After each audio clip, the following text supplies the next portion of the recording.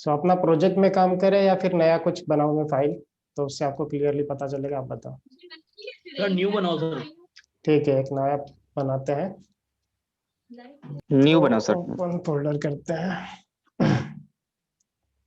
तो इसमें आप फोल्डर बनाते हैं CSS।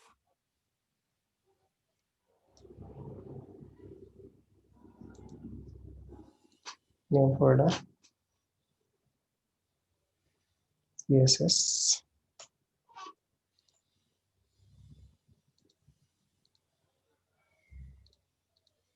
और इसको विजुअल स्टूडियो कोड में ओपन करते हैं।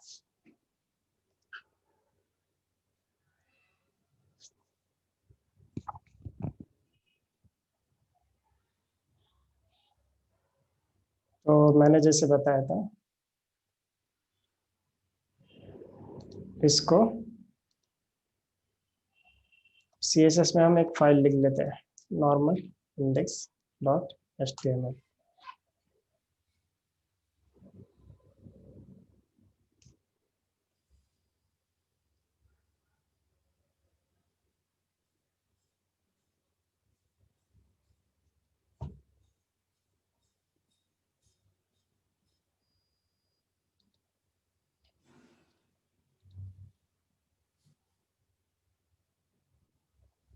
और ये जो ऊपर जो टॉप पे बार आ रहा है जूम पे, इसको हाइड कैसे करेंगे आप? हाइड वीडियो पैनल करके हैं, इससे नहीं हुआ। वीडियो पैनल, ओके, ये फ्लोटिंग मेटिंग कंट्रोल्स रहेगा। एस्केप टू शो फ्लोटिंग, ठीक है। फाइल क्रिएट पार्टिसिपेंट्स इतना टाइम ले रहा है, ठीक है। ये अपना index.html है। अब हम इसमें जो डिफॉल्ट वाला अपना HTML कोड है उसको डाल देते हैं। एक्सक्लेमेशन टैब करके ये पूरा अपना HTML कोड आ गया, ठीक है। अब CSS लिखने के तीन तरीके, एक तो इनलाइन है, या फिर आप हेड में लिख सकते हो, या फिर आप एक्सटर्नल CSS कॉल कर सकते हो, ठीक है। तो सबसे पहले मैं आपको इनलाइन CSS का एग्जांपल देता हूँ।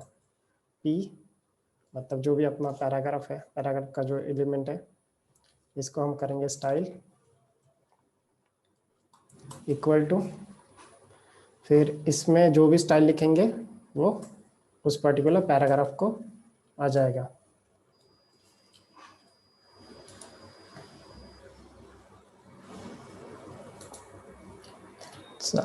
एडमिट, इसमें कोई ऑप्शन रहता है क्या ऐसे डायरेक्टली खुद से एडमिट हो जाएगा?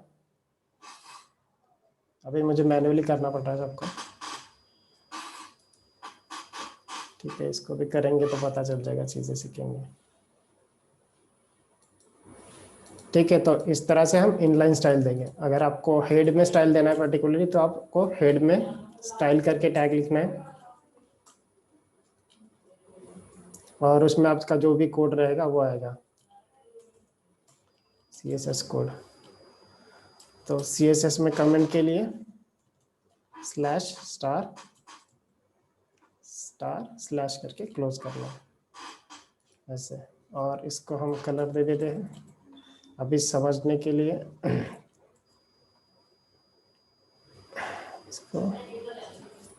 इसको मैं यहाँ से चूज कर लेता हूँ कोई कलर।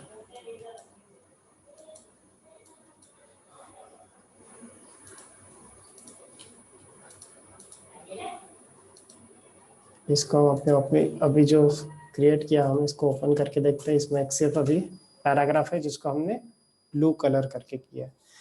सो ये एक तरीका है, इनलाइन CSS लिख सकते हैं, या फिर यहाँ पे स्टाइल में जो भी कोड डालेंगे वहाँ से CSS लिख सकते हैं। और तीसरा तरीका है, हम एक फाइल बनाएंगे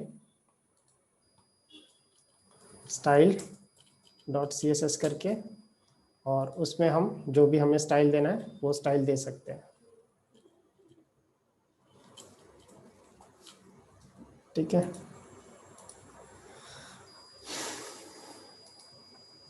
ये चीज समझ में आ गई आपको?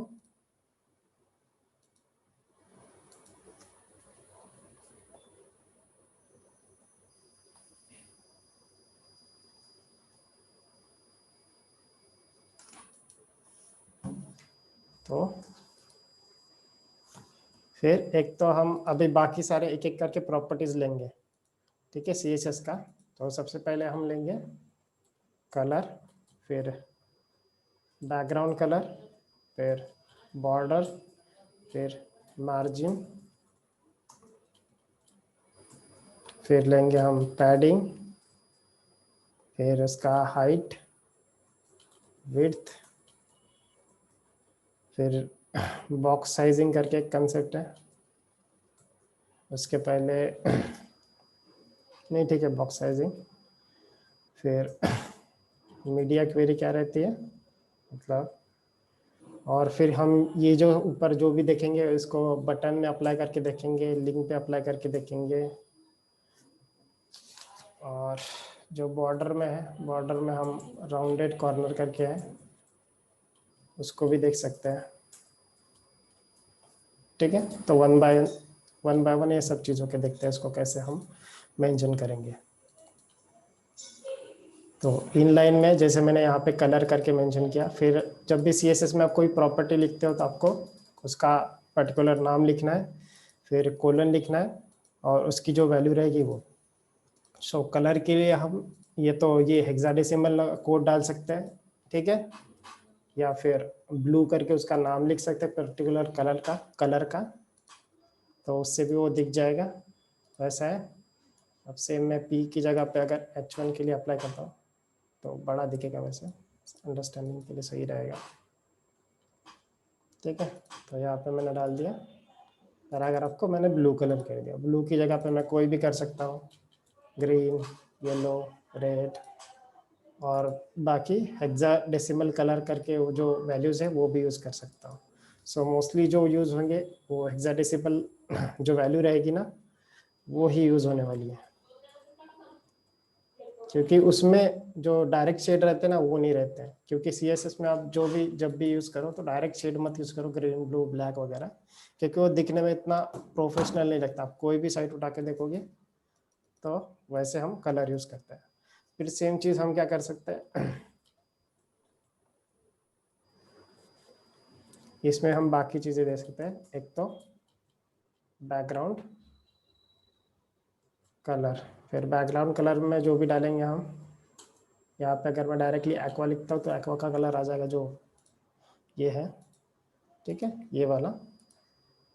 और मुझे कुछ लाइट कलर देना है, हैश E1 E1 E1, तो मैं कुछ लाइट कलर भी दे सकता हूँ।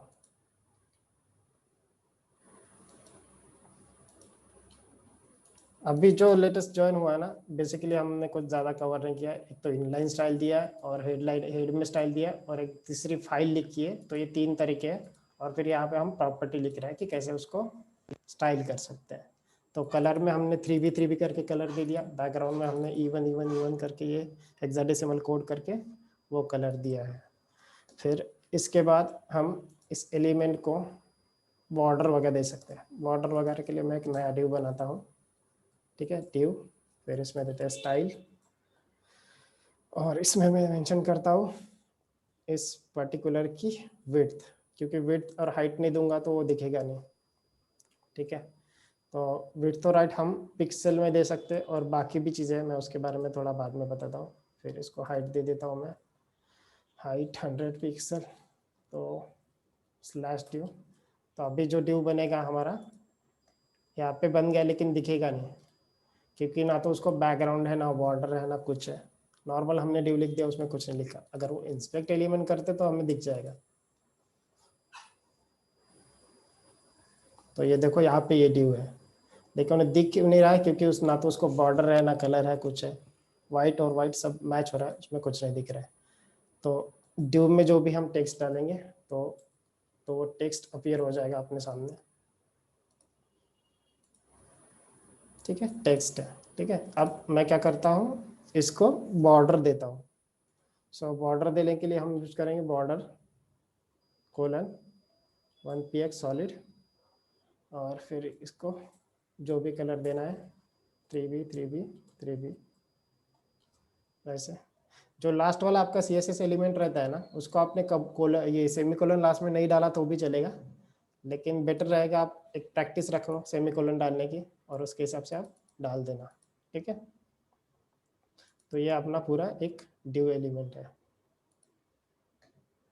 तो इसमें अब यही चीज हमने अभी क्या किया है, इनलाइन स्टाइल दिया। अब इसी चीज को हम क्या कर सकते हैं, इसको यहाँ पे ना देने के बजाय अगर सेम स्टाइल हमें दूसरे भी div को अप्लाई करनी है तो हम उसके लिए क्लास बनाएंगे, मतलब उसकी एक कैटेगराइज कर देंगे उसको। तो ये क्लास बॉर्डर्ड या फिर कुछ भी नाम दे सकते हैं। तो मैं अभी इसको हेड में डाल रहा हूँ, बॉर्डर करके क्लास के लिए मैं यहाँ पे डॉट डालूंगा। तो ये हेड में या एक्सटर्नल सीएसएस में आपको डॉट बॉर्डर करके देना पड़ेगा, तो उसको समझेगा कि डॉट मतलब ये पर्टिकुलर क्लास को देखेगा। कोई क्वेश्चन है? सर वैसे डिफरेंस क्या होता है सर क्लास एंड आईडी में सर? आईडी बेसिकली उसका आइडेंटिटी रहता है, मतलब सपोज रोल नंबर या फिर उसका पर्टिकुलर नाम जो उसी के रिलेटेड है।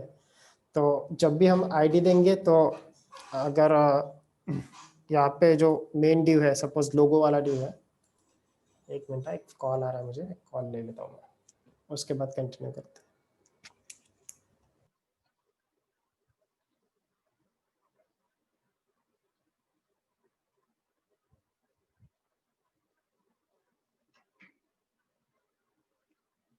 ठीक है, यहाँ तक सबको समझ में आ गया कि हमने अभी क्या यस किया? सर। कोई नया ज्वाइन हुआ तो मैं ऐसे जस्ट बता दूं। एक तो हमने इनलाइन स्टाइल डाला है यहाँ पे पैराग्राफ में, ये हेड में डाला है और एक सेपरेट फाइल बनाया है, और हम अभी पैराग्राफ को स्टाइल कर रहे थे। अभी यहाँ पे हमने जो पहले टेक्स्ट को इनलाइन किया था, अभी सेम अगर इसको हम ये ड्यू बना रहे हैं क्लास का और उसको कर, जैसे मैं बता रहा था आईडी बेसिकली उसका आइडेंटिटी रहता है। सपोज कोई हेडर करके ड्यू है मेरा, तो एक पेज में हेडर करके ड्यू एक ही रहेगा, मल्टीपल ड्यू नहीं रहेंगे, ठीक है, वैसी चीज है। और फिर सपोज अपना एक प्रोजेक्ट है ई कॉमर्स, ठीक है, तो उसमें जो प्रोडक्ट्स के ब्लॉक रहेंगे वो रहेंगे मल्टीपल। तो हम हर प्रोडक्ट के ब्लॉक को एक कॉमन क्लास दे देंगे, मीन्स उसको एक कैटेगराइज कर देंगे उस क्लास के लिए। तो ये बेसिक डिफरेंस है क्लास और आईडी का। आईडी बेसिकली उसकी आइडेंटिटी रहती है।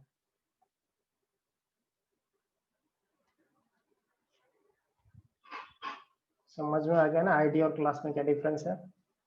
कोई तो पूछ रहा था हमें, ठीक है, तो ये उसका मेन डिफरेंस है।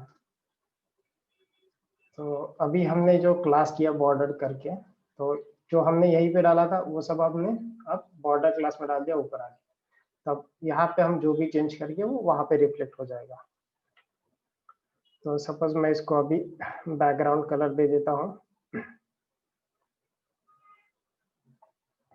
कैश 3B तो पूरा डार्क करके जो भी कलर है वो आ जाएगा, ठीक है, वैसा है।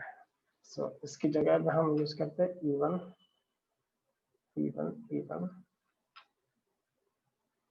और ये अपना टेक्स्ट है। अब सेम जो हम कलर वाली चीज यूज कर रहे हैं, तो बॉर्डर में अगर कलर चेंज करना है तो आपको बॉर्डर 1px सॉलिड, फिर यहाँ पे जो भी कलर डालोगे वो आएगा। इसकी जगह पे मैं अगर डायरेक्टली ब्लैक कलर यूज करूंगा तो ब्लैक आएगा, व्हाइट अगर होगा तो व्हाइट आएगा, रेड कर दूंगा तो रेड आएगा।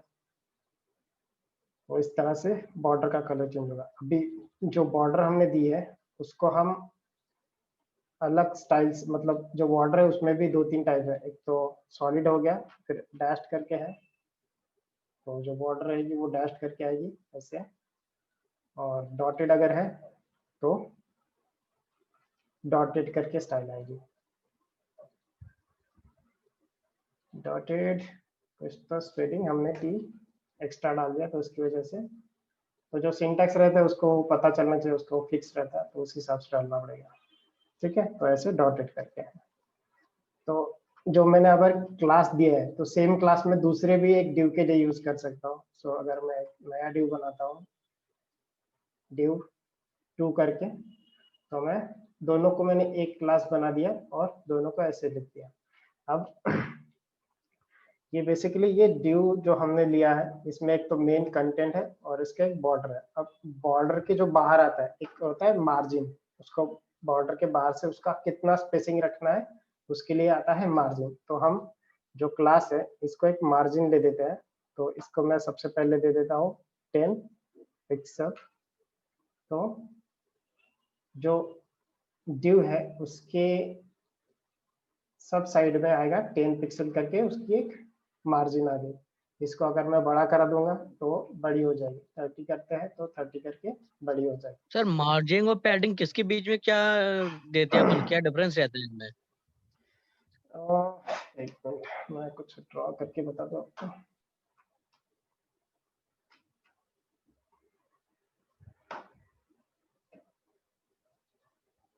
ये बेसिकली अपना ये मेन ड्यू है, ठीक है। ये जो ब्लैक करके है ये अपनी बॉर्डर है, ठीक है। तो इसके बीच में यहाँ पे इसके बीच में जो रहेगा, जो हम पैडिंग लिखते हैं वो उसके अंदर आएगा, ठीक है। मतलब पैडिंग अंदर के लिए यूज करते हैं सर अपन, अंदर हाँ, कुछ करना हो? पैडिंग ये अंदर के लिए यूज किया हमने, ठीक है। और सेम अगर हमें उस ड्यू के बाहर कोई स्पेसिंग रखना है उसको, तो हम तो ये उसमें बाहर वाली मार्जिन जो यूज करते हैं। रहेगी वो रहेगी मार्जिन, वैसे जाएगा। सो ये वाला जो कलर है ये हमारी मार्जिन है, और ये इसके अंदर जो है वो पैडिंग रहेगी, मतलब अंदर वाली स्पेसिंग। और ये अपना पूरा बॉक्स है, और इसके अंदर जो भी रहेगा वो टेक्स्ट या जो भी हम डालते हैं ड्यू बेस में, ड्यू ब्लॉक में, तो वो ऐसा रहेगा।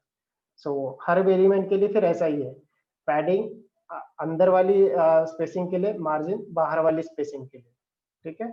ऐसा है। और ये जो बीच में रहेगी ये बॉर्डर रहेगी, या फिर बॉर्डर में हटा सकते हैं, तो ऐसी चीजें रह सकती है। तो वैसा है। तो मार्जिन हम बाहर के लिए दे रहे हैं।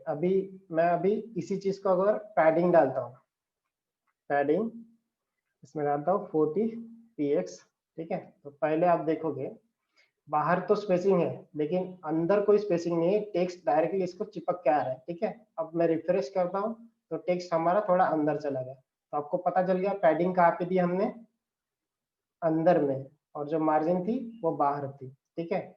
जैसे पैडिंग और मार्जिन दोनों को ना अगर हम एक ही मेंशन करते, एक ही वैल्यू मेंशन करते, तो ये उसके चारों साइड में अप्लाई हो गई, यहाँ पे भी, यहाँ पे भी, यहाँ पे भी, यहाँ पे भी। अब उसको मुझे सिर्फ ऊपर और नीचे अगर अप्लाई करना है तो मैं दो जगह पे मेंशन कर दूंगा। तो यहाँ पे 0 px कर दूंगा, तो ये क्या होगा, ये जो 30 px है ये ऊपर वाला और नीचे वाला यहाँ पे अप्लाई होगा, यहाँ पे और यहाँ पे जो होगी लेफ्ट और राइट वाले में, तो ये 0 करके आएगा। तो लेफ्ट और राइट वाली जो मार्जिन थी वो हट गई, सिर्फ ऊपर वाली और नीचे वाली है। ये समझा। अब सेम अगर मुझे हर चीज को एक एक चीज को अलग अलग मेंशन करना है तो मैं वो कर सकता हूँ, मुझे 4 बार उसको मेंशन करना पड़ेगा। 20px 10px, तो ये जो 30px रहेगी ये ऊपर वाली मार्जिन है। सर स्टार्टिंग में टॉप बॉटम और लेफ्ट राइट रहता है ये? नहीं, ये जैसा है, ये टॉप, राइट, बॉटम और लेफ्ट, अच्छा अच्छा। ठीक है। सो अगर हम एक ही यूज कर रहे हैं तो सारी साइड पे है, अगर दो यूज कर रहे हैं तो टॉप बॉटम और लेफ्ट राइट रहेगा, अगर दो यूज कर रहे थे। अगर हम 4 यूज करते हैं तो उसको क्लॉकवाइज घुमाएंगे हम, एक तो टॉप, फिर राइट, और फिर बॉटम और लेफ्ट। तो एक बार देख लो, टॉप में 30 दिया, राइट में, एक बार इसको थोड़ा इंस्पेक्ट करके दिखा था तो एग्जैक्टली पता चलेगा, ठीक है। थोड़ा इसको छोटा करेंगे तो पता चलेगा। सो ये टॉप में जो था, ये जो येलो करके दिख रहा है ना ऊपर, वो है अपना मार्जिन, ठीक है। येलो वाला मार्जिन है, टॉप में हमने दिया 30, राइट में हमने 0 दिया है शायद, तो वहाँ पे 0 आ रहा है। और बॉटम में देखो, बॉटम में हमने कितना दिया है, बॉटम में फिर से 20 दिया है, और लेफ्ट में हमने 10 दिया है। तो येलो करके जो दिख रहा है आपको येलो कलर में, वो है अपना मार्जिन। और फिर जो आपको ये पर्पल कलर में दिख रहा है वो है अपना पैडिंग, और जो अंदर जो है वो अपना div का कंटेंट है, वैसा है, ठीक है। ये समझ गए आप सबको। सेम चीज हम पैडिंग के लिए कर सकते हैं, ऊपर, राइट में, नीचे और लेफ्ट में करके, वैसा। फिर जो हाइट विड्थ है वो हम यहाँ से मेंशन कर सकते हैं, हाइट कितना रखना है, विड्थ कितना रखना है। सपोज उसको मैं चेंज कर देता हूँ, उसका विड्थ अगर मैं 400 ही रहने देता हूँ और हाइट इसको सिर्फ 100 करता हूँ, तो वो उसके हिसाब से आएगा, ऐसा, ठीक है। फिर आता है बॉक्स साइजिंग करके एक पार्ट है, ठीक है। तो अभी मैंने इसका हाइट और विड्थ कितना मेंशन किया है, 400 विड्थ है और इसका हाइट है 100। तो अगर मैं इसको देखूं, इसने टोटल कितना एरिया लिया है, ये देखो यहाँ पे ऊपर आप जो दिख रहे हो 482 इंटू 182 करके दिख रहा है आपको सबको, यस सर। ठीक है। तो हमने हाइट कितना मेंशन किया था, 400, विड्थ कितना मेंशन किया था 400, ठीक है। बट फिर भी यहाँ पे क्यों अब कितना आ रहा है 482, तो हम क्या करें, हम कम भी दे रहे हैं तो वो ज्यादा चीजें उसमें ऐड हो रही है। उसमें वो कहाँ से ऐड हो रही है, एक तो पैडिंग वाला और मार्जिन वाला, वो सब उसमें ऐड हो रहा है, ठीक है। तो इसको ओवरकम करने के लिए, हम जितना देंगे उतना ही रखने के लिए, हम एक प्रॉपर्टी यूज करते हैं बॉक्स साइजिंग करके, बॉक्स साइजिंग करके, और उसमें लिखेंगे बॉर्डर बॉक्स। तो होगा क्या, अभी जो बॉर्डर एडिंग मार्जिन सो वो सब इसमें इंक्लूड रहेगा विड्थ में, तो वो ऐसे बढ़ेगा नहीं। तो जब भी हम कुछ बनाएंगे ना, तो वो अपने कंट्रोल में रहेगा वैसा। अब देखो अब कितना है इसका विड्थ 400, सो मार्जिन हो गया, 400 है पैडिंग तो हो गया, हाँ मार्जिन हो गया, पैडिंग हो गया, वो सब उसने उसी में इंक्लूड कर दिया। तो वैसे हम इसका बॉक्स साइजिंग करके ये यूज बॉक्स करते हैं। साइजिंग से फिक्स हो जाता है, मतलब जो अपन देते हैं उतने का ही रहता है सर, हाँ एक्स्ट्रा नहीं मतलब लेता है वो। उतने में जो मार्जिन पैडिंग वगैरह सब उसमें ही आ जाएगा, वैसा चीज है। तो उससे वो इजीली मैनेजेबल हो जाएगा अपने लिए, मतलब अपना जो लेआउट बनाएंगे उसके लिए वैसा, ठीक है। वो आगे चल के जैसे दिखेगा ना, मैं आपको दिखाऊंगा कहीं पे तो डिफरेंस। अभी इतना ध्यान रख लो कि वो अगर उसमें ही फिक्स करना है हमें, क्योंकि हम ना जो पेज रहेगा पूरा या फिर जो कंटेंट रहेगा, तो हमने उसको फिक्स करके रखा है इतना 400 वगैरह, तो उसके हिसाब से सब मार्जिन पैडिंग वगैरह उसको अंदर ही रखना है, तो उसके लिए हम करेंगे। फिर आगे बढ़ते हैं। अब जैसे हम बॉर्डर दे रहे हैं यहाँ पे, ठीक है, तो हम एक और प्रॉपर्टी है बॉर्डर के रिलेटेड, बॉर्डर रेडियस करके, ठीक है। जब मैंने खुद स्टार्ट किया था ना प्रोग्राम, मतलब ये CSS वगैरह HTML 10 साल पहले, तब ये बॉर्डर रेडियस का सिंटैक्स तभी नहीं था। तब जब किसी को ऐसे कॉर्नर में बॉर्डर देना रहता था, बॉर्डर में कुछ रेडियस वगैरह मतलब सर्कल ड्रॉ करना था, कॉर्नर ड्रॉ करना था, तब हम इमेजेस वगैरह यूज करते थे। लेकिन CSS3 वगैरह बाकी सब चीजें आई, और ये बॉर्डर px बॉर्डर रेडियस करके है। अभी मैं बॉर्डर रेडियस करता हूँ 10 px, तो ये जो बॉर्डर है हमारी, उसको एक रेडियस आ जाएगा। ये देखो कॉर्नर वाले, कॉर्नर जो भी थे उसके, वो राउंडेड हो गए उसके कॉर्नर वैसा, ठीक है। तो ये दिखने में थोड़ा अच्छा लगता है, मोस्टली जगह पे मतलब ऐसे यूज होगा जहाँ पे हमें यूज करना है कार्ड्स वगैरह उसके लिए जो हम बनाएंगे, तो वैसा है। अगर इसमें भी सेम चीज है, अगर मैं सिर्फ 10 px मेंशन कर देता हूँ, तो इसमें और एक तो चीज है, मैं सर आपको अगर बॉर्डर रेडियस, बॉर्डर सर्कल वगैरह रेक्टेंगुलर कुछ भी कर सकते हैं अपन। अभी अब स्क्वायर को और रेक्टेंगल को हम ऐसे सर्कुलर करेंगे, उसकी जो कॉर्नर्स रहते हैं ना उसको, ठीक है। हम्म। अब इसी को अगर मैं बॉर्डर का जो रेडियस है इसको मैं 50% कर देता हूँ, ठीक है, तो ये क्या होगा, तो एक सर्कुलर हो जाएगा। सर्कुलर नहीं हो जाएगा क्योंकि अभी 400 इंटू 100 है, वो थोड़ा अजीब दिखेगा। फिर उसको सर्कल करना है तो हमें क्या करना पड़ेगा, एक स्क्वायर बनाना पड़ेगा, सपोज 200 px और उसका 50% उसका बॉर्डर रेडियस रहेगा, तो एक सर्कल बन जाएगा ऐसे। सो जब भी यही चीज अगर आप बॉर्डर रेडियस 50% अगर किसी इमेज को करेगा ना, तो इमेज को हम सर्कुलर करेंगे। आपने देखा होगा फेसबुक तो वगैरह अगर में अभी सर इसमें सर्कुलर अपन इमेज आ कोई रहा है ना। सर इसमें अपन कोई इमेज सेट करेंगे तो फिक्स ही आएगी कि बाहर निकलेगी सर इसमें से कोई। नहीं उसमें ही रहेगा ना इमेज, जो हम इमेज को दे देंगे बॉर्डर रेडियस वगैरह वैसा, तो इमेज को हम सर्कुलर करेंगे वैसा रहेगा। और इसके बाहर, इसके अगर ड्यू में हम पर्टिकुलर इमेज लिख रहे हैं ना, तो उस इमेज का हम विड्थ मेंशन करेंगे। अगर 100% वगैरह तो उसके अंदर ही रहेगी, वैसा रहेगा। तो वैसी चीजें है, मतलब बॉर्डर हो गया एक अपना। डाल के दिखाते हैं सर उसमें इमेज। हाँ इमेज डाल के दिखाता हूँ मैं आपको, तो वो ज्यादा क्लियर रहेगा।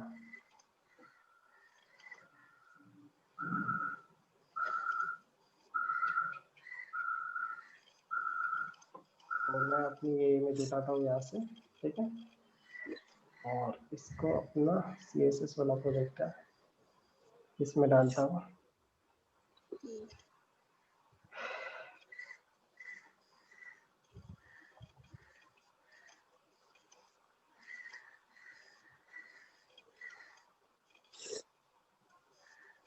तो अभी अगर मैं सेपरेटली पहले इमेज करके दिखाऊं क्या, div में डाल दो अभी डायरेक्टली सेपरेटली करके दिखाता हूं।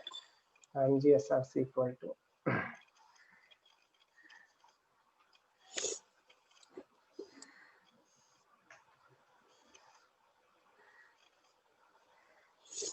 ये बहुत बड़ी इमेज हो गई, अब इसको थोड़ा छोटा कर लेते हैं विड्थ हाइट वगैरह।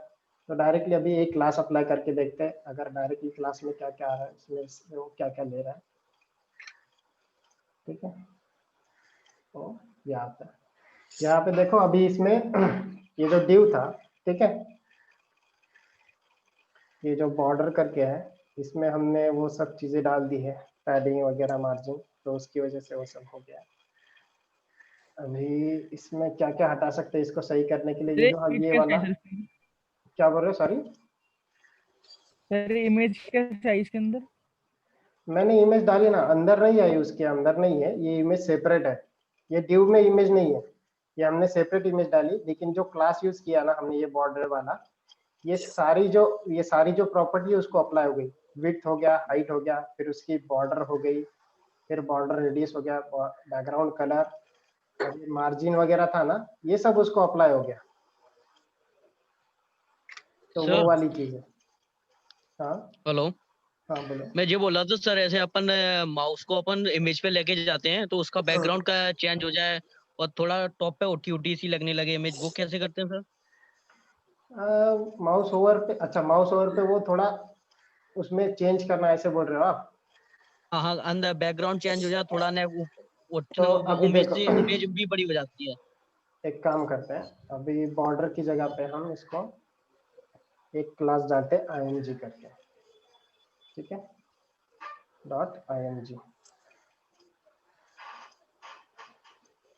तो उसके लिए बेसिकली कोई भी, सिर्फ इमेज के रिलेटेड नहीं है, कोई भी आप प्रॉपर्टी उठाओ, उसमें ये डालना पड़ेगा आपको, कोलन करके होवर करना पड़ेगा, ठीक है। और इसमें जो भी आप नई प्रॉपर्टी डालोगे, suppose border radius equal to 25%, वो किसी भी चीज के साथ अप्लाई होता है, मीन सिर्फ एक ही CSS के साथ या फिर उसके साथ नहीं, कोई भी प्रॉपर्टी आप चेंज करवा सकते हैं। सो अभी हम नॉर्मली उसका जो img करके है, इसका बॉर्डर रेडियस और विड्थ 100 px, हाइट 100 px, ठीक है, ये कर लेते हैं। और इसको मैं ऊपर दिखा देता हूँ आपको, सबसे ऊपर वहीं पे चेंजेस करेंगे, ठीक है। और होवर पे क्या होगा, उसका बॉर्डर रेडियस चेंज होगा, मीन्स जो CSS प्रॉपर्टी है ना, हम बेसिकली जो माउस जब घुमाते हैं तो उसके लिए क्या लिखेंगे हम, ये वाला सिंटैक्स, बेसिकली हम जो नॉर्मल सिंटैक्स रहेगा उसको सिंपली लिख देंगे, और माउस ओवर करने पे जब अगर चेंज करना है तो ये होवर करके डॉट कोलन ओवर करके डालेंगे, और उसमें जो भी हमें चेंज करना है वो हम यहाँ पे डालेंगे, तो उसके हिसाब से चेंज होगा। जब मैं इसमें माउस घुमाऊंगा तो ये देखो ऐसे हो रहा है। अब इसकी जगह पे मैं बैकग्राउंड कलर वगैरह वो सब चीजें चेंज कर सकता हूँ, या फिर उसको बॉर्डर दे सकता हूँ 1px या फिर 4px सॉलिड रेड करके, और नॉर्मल जो रहेगा उसका नॉर्मल में एक बॉर्डर डाल देते हैं,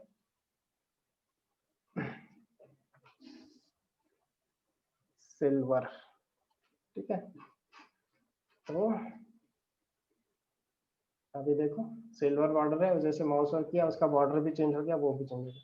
मतलब हम कोई भी CSS प्रॉपर्टी को नॉर्मल से उस और में जो भी लिखिए वो चेंज हो जाएगी। तो ये बैकग्राउंड चेंज करने के लिए या फिर उसकी विड्थ बढ़ाने के लिए वगैरह वो सब चीजें कर सकते हैं। लेकिन आप जैसा आप डिजाइन करोगे, आपको जो भी चाहिए रिक्वायर्ड रहेगा, उसके हिसाब से आप चेंज करोगे। ऐसे कुछ भी मतलब विड्थ वगैरह ऐसे नहीं डालोगे। आपको अगर बैकग्राउंड चेंज करना है तो आप बैकग्राउंड डालोगे।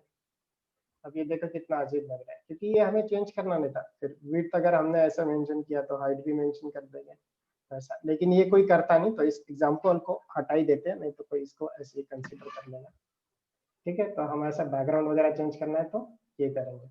अब ऐसे बॉर्डर रेडियस भी कोई चेंज नहीं करेगा, तो इसको भी हटा देते हैं। सो मोस्टली ऐसा होवर पे ये बेसिकली ये चेंज कर रहे हैं हम, वैसा। ये समझ आ गया?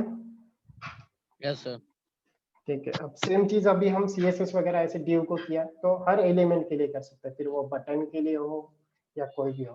तो अभी मैं एक बटन लिखता हूँ यहाँ पे, जो बटन। तो आपने ये बना रखा होवर वाला, इसको अगर div 1 में डालना हो तो कैसे डालेंगे?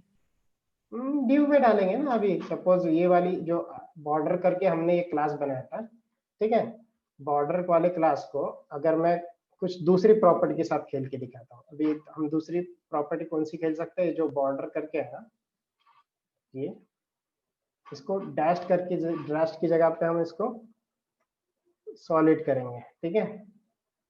तो जो हमने नॉर्मल बॉर्डर लिखा, फिर उसको होवर कर लेंगे हम, मतलब जब उस पे माउस घूमेगा तो क्या करना, तो ऐसा। तो अब ये div पे देखो, ये div के लिए अप्लाई होगा, समझ गए? तो ऐसा है, तो div के लिए भी ऐसे ही अप्लाई कर सकते हैं। और फिर उसमें कोई भी चेंज कर सकते हैं। अभी बैकग्राउंड कलर मुझे चेंज करना है, तो मैं बैकग्राउंड कलर भी चेंज कर सकता हूँ, #3b सॉरी 3b। अब वैसे करूंगा तो उसका टेक्स्ट नहीं दिखेगा, तो उसकी जगह पे हम क्या करेंगे, तो उस टेक्स्ट का भी चेंज जो है वो कलर चेंज कर सकते हैं, कलर #FF, उसको वाइट कर दे रहे हैं तो उससे वो दिखेगा। सो जो लिंक पे ऐसे आप होवर करके वो लिंक चेंज हो जाती है ना, वो ऐसे होती है, मतलब ऐसे प्रॉपर्टीज वगैरह डाल के, ठीक है। तो बटन के लिए अभी हम बटन पे काम करते हैं, ठीक है। सो हम ऐसे ही जो स्टाइल हमने किया है वैसे बटन के लिए स्टाइल कर सकते हैं। ये डिफॉल्ट बटन है, अब इसको हम चेंज कर सकते हैं।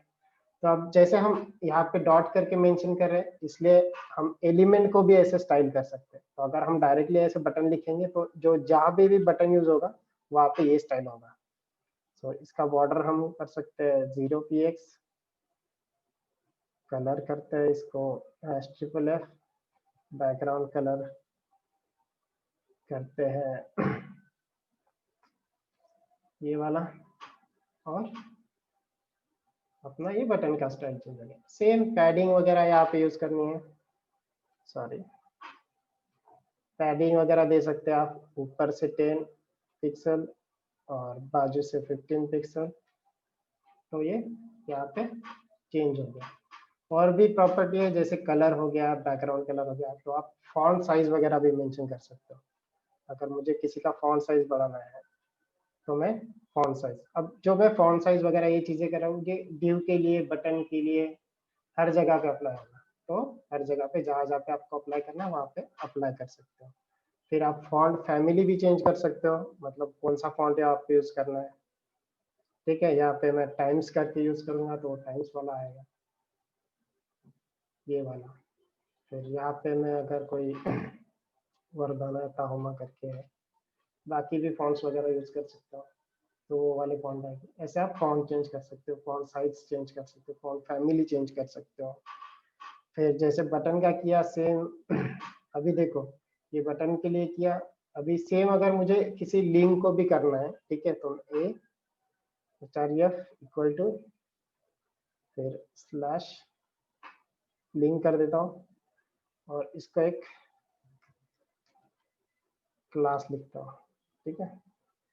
तो क्लास को अगर बटन वाली लिंक देना है, ठीक है, तो ये जो बटन है हमने सिर्फ बटन को ही दे रहे हैं, और एक कॉमा करके अगर हमको दो चीजों को सेम CSS सेम स्टाइल देना है तो आप कॉमा करके उस और एक एलिमेंट डाल सकते हो। तो मैं अभी डॉट बटन को भी सेम स्टाइल दे रहा हूँ और जो बटन नॉर्मल एलिमेंट है उसको भी वही दे रहा हूँ, तो यहाँ पे ये लिंक करके आएगा। फिर लिंक में जो अंडरलाइन वगैरह आता है ना, लिंक्स में जो डेकोरेशन वगैरह रहता है ना, ये अंडरलाइन वगैरह उसका कलर वो फिक्स रहता है, तो उसको अगर हम चेंज नहीं करेंगे तो वो वैसा ही रहेगा। सो मोस्टली जब भी लिंक डालोगे टेक्स्ट डेकोरेशन उसका नन कर दो, तो उससे जो बाय डिफॉल्ट वाले जो डेकोरेशन वगैरह रहेंगे जो उतना अच्छे नहीं लगते हैं वो निकल जाएंगे। फिर आपके हिसाब से आप जो भी डालना है वहाँ पे डाल सकते हो। सेम जैसे मैंने होवर करके इसके लिए डाला था ना, वैसे आप बटन को भी माउस ओवर पे कुछ चेंज करवाना है, माउस जब उस पर घूमेगा तो उसके लिए ये चीज़ें कर सकते हो। बैकग्राउंड कलर ब्लू, तो वो जब मैं उस पर माउस घुमाऊंगा, जब मैं उस पर माउस घुमाऊंगा तो वो चेंज हो जाएगा। अभी यहाँ पे क्यों नहीं हुआ एक बार देख लेते हैं। सो डॉट बटन ओवर पे बैकग्राउंड कलर हम ब्लू कर रहे हैं। ये देखो ये हो गया शायद वो अच्छा यहाँ पे लिंक पे हुआ, बटन पे नहीं हुआ। क्यों नहीं हुआ? क्योंकि हमने जो क्लास बटन ही है उसके लिए दिया है, इस बटन के लिए नहीं दिया है। तो ये बटन पे नहीं, ये लिंक पे अप्लाई हो रहा है। समझ गया? कोई दिक्कत आ रही है किसी को समझने में? No sir. ठीक है, क्लियर है ना हम सब? ठीक है, तो अभी सेम जैसे हमने यहाँ पे दे दिया। अब इनलाइन स्टाइल हम कब यूज करेंगे? जहाँ पे हम किसी एक ही एलिमेंट को कहीं पे भी हम वो CSS यूज करने वाले नहीं है, उन केस में, बहुत रेयर केस में हम इनलाइन CSS यूज करेंगे। नहीं तो हम क्या करेंगे, और मोस्टली तो हम एक्सटर्नल CSS यूज करेंगे। और हेडर में अगर आपको CSS किस चीज में देना है, अगर जो भी हम CSS दे रहे हैं उसी पेज में हम इंक्लूड करने वाले, कोई और पेज में नहीं इंक्लूड करने वाले, तो हम हेडर में देंगे। और तीसरा तरीका जो है, हम एक नई जो style.css फाइल है उसमें सब कुछ चीजें डाल सकते हैं। ठीक है, तो अभी मैंने वो सारा चीज उसमें डाल दिया, और यहाँ पे अभी करूंगा तो यहाँ पे वो सारा CSS वगैरह हट जाएगा। ठीक है, वो CSS अप्लाई करने के लिए मुझे यहाँ पे उसको ऐड करना पड़ेगा। तो उसके लिए सिंटैक्स है लिंक CSS, ये देखो ऐसे। तो लिंक में रिलेशन स्टाइल शीट और उसका href मतलब उसका पाथ, वो फाइल कहाँ पे है, तो style.css इसी पेज में, इसी फोल्डर में है, इसलिए style.css करके। तो ये सारा अभी स्टाइल यहाँ पे अप्लाई हो गया। तो ऐसे हम 3 तरीके से CSS ऐड कर सकते हैं। ठीक है, अभी मीडिया क्वेरीज पे आते हैं हम। सो मीडिया क्वेरीज जो होती है ना, वो उसमें 2-3 टाइप होता है। अगर आपको ज्यादा जानना है तो मैंने आपको पहले ही बताया, सिंटैक्स आपको हर जगह पे मिल जाएगी। मोस्टली आप रेफर करो W3 स्कूल्स करके, इसमें CSS कहाँ पे है।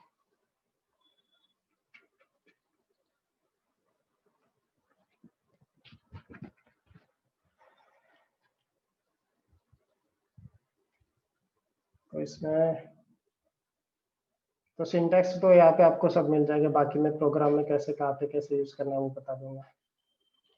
एक जो मीडिया क्वेरी वाला है वो भी हमारे बाद में आया, सर जो हम मीडिया के और किस लिए यूज करते हैं सर? मैं बताता हूँ आपको, एक मिनट, वो सिंटैक्स के साथ दिखा देता हूँ।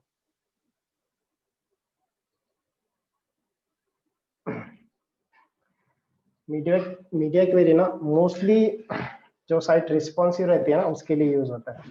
लेकिन अब बाकी अगर चीजें आपको बाकी चीजों के लिए भी यूज करना है तो यूज कर सकते हो। सो मीडिया में मीडिया क्वेरी जो रहती है उसको ऐसे लिखते हैं, @media ओनली, फिर स्क्रीन और उसकी मैक्स विड्थ वगैरह ऐसी चीजें डाल सकते हैं। सो अगर ये चीज मैं यहाँ पे अपने साथ यहाँ पे डाल देता हूँ। ठीक है, तो अपना जो style.css है यहाँ पे मैं डाल रहा हूँ। ठीक है,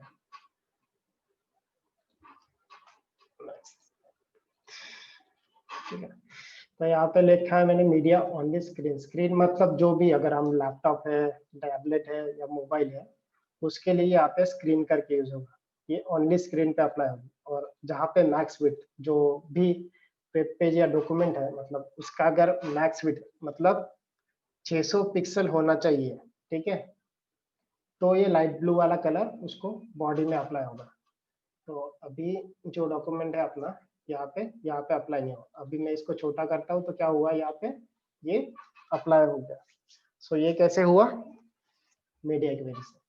तो मीडिया क्वेरी में हमने क्या दिया, अगर मैक्स, अगर उसका मतलब वो 600 पिक्सल के नीचे अगर उसका विड्थ है स्क्रीन का मैक्सिमम, तब जाके वो ये कलर यूज करेगा। और उसके ऊपर चला जाएगा तो वो वहाँ पे जो अपना बाय डिफॉल्ट जो बॉडी में जो भी चीजें हैं वो रहेगा। ऐसे मीडिया क्वेरी यूज करता है। तो उससे होगा क्या, हम एक जो छोटी स्क्रीन रहती है उसके लिए कुछ 400 के आसपास एक विड्थ रहेगी, फिर मीडियम डिवाइसेस के लिए 600, 700, 800, फिर बड़े डिवाइसेस के लिए 2024 या फिर 1280 करके, ऐसे हम उसको डिवाइड करेंगे। और उसको हम रिस्पॉन्सिव स्टाइल देंगे। तो कोई रिस्पॉन्सिव का एग्जांपल ही दिखा देता हूँ मैं आपको, तो उससे ज्यादा आपको आइडिया आ जाएगा। रिस्पॉन्सिव CSS वेब डिजाइन, ठीक है। तो यहाँ पे देखो इसने क्या बनाया है, एक डेस्कटॉप वाला व्यू ऐसा है उसका, टैबलेट वाला व्यू ऐसा है और फोन वाला व्यू ऐसा है। तो इसके लिए यहाँ पे उसने मीडिया क्वेरी वगैरह यूज किए हैं।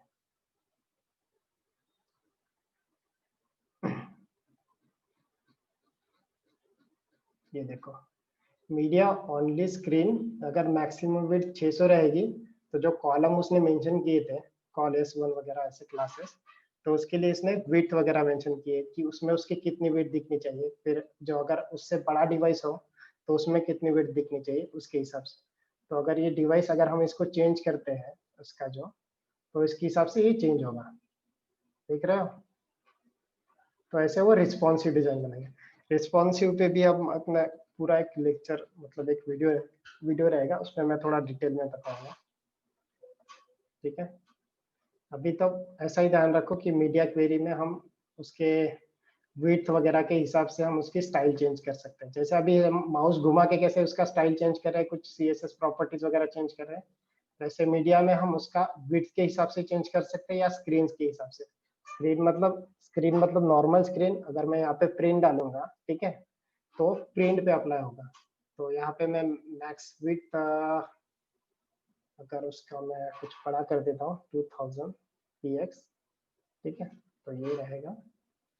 और यहाँ पे करता हूँ तो यहाँ पे भी नहीं हुआ, लेकिन मैं इसको मैं क्रोम में ओपन करके देता हूँ। वहाँ पे एक्चुअली क्या है ना, एक प्रीव्यू आएगा प्रिंट वाला।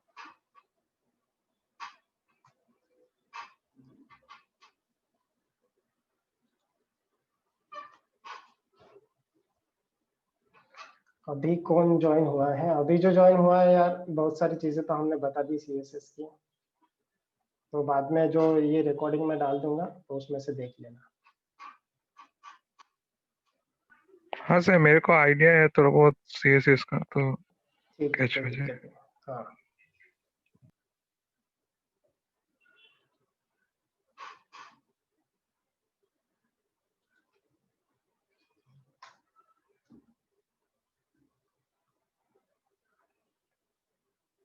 तो हम इसको अभी प्रिंट में देखते हैं, प्रिंट पे और प्रीव्यू में आ रहा है कि नहीं आ रहा है, तो इसको थोड़ा मुझे देखना पड़ेगा क्यों नहीं आ रहा है, कैसा आ रहा है। यहाँ पे भी नहीं आ रहा है, उसके लिए देखना पड़ेगा मुझे क्या है क्या नहीं। वैसे आना तो चाहिए था, ओनली प्रिंट है। मीडिया प्रिंट करके डाल देता हूँ मैं, Ctrl F5।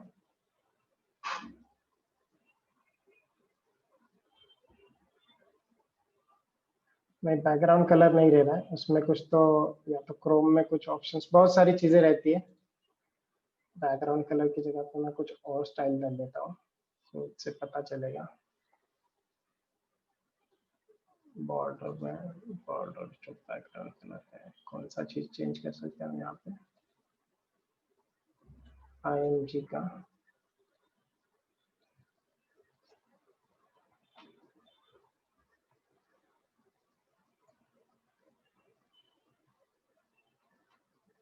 विथ 100% करके देखता हूँ। ये अभी मैं देख रहा हूँ, मैं अभी एक्सपेरिमेंट कर रहा हूँ इसके साथ कि ये हो रहा है कि नहीं हो रहा है। होता है तो अच्छी बात है, नहीं होता है तो मुझे एक बार देखना पड़ेगा कि एग्जैक्टली प्रिंट वगैरह वो कैसे वर्क करता है। ये देखो, ये वर्क हो गया अपना, ठीक है। सो बेसिकली जो बैकग्राउंड कलर है कुछ अपने क्रोम वगैरह फायरफॉक्स उसके कुछ रेस्ट्रिक्शन है, वो शायद दिखाते नहीं है। सो मैं यही बता देता हूँ आपको। सो बेसिकली अपना नॉर्मल जो रहेगा उसमें अपना जो ये इमेज है उसका विड्थ ये नॉर्मल है, विड्थ जो यहाँ से आ रहा है, ठीक है, ये वाला विड्थ है 100 px। और मगर मैं प्रिंट वाले डिवाइस है, मतलब प्रिंट के लिए ऑर्डर दूंगा, तो यहाँ पे जो हम सेट करेंगे तो उसके हिसाब से आएगा। सो वो कंट्रोल P में हम जब प्रिंट का प्रीव्यू देख रहे हैं तो उसमें ऐसा आ रहा है, जो इमेज है वो स्ट्रेच हो रहा है। तो ऐसे हम कुछ स्टाइल्स ऐसे चेंज कर सकते हैं, होवर के लिए ऐसा, और अगर प्रिंट वाले डिवाइसेस में करना है तो वैसा। और सेम चीज अगर मुझे वो जो मैक्स फिट वगैरह वाला फंक्शन था ना, सपोज वो वाला कोड मैं कॉपी कर लेता हूँ।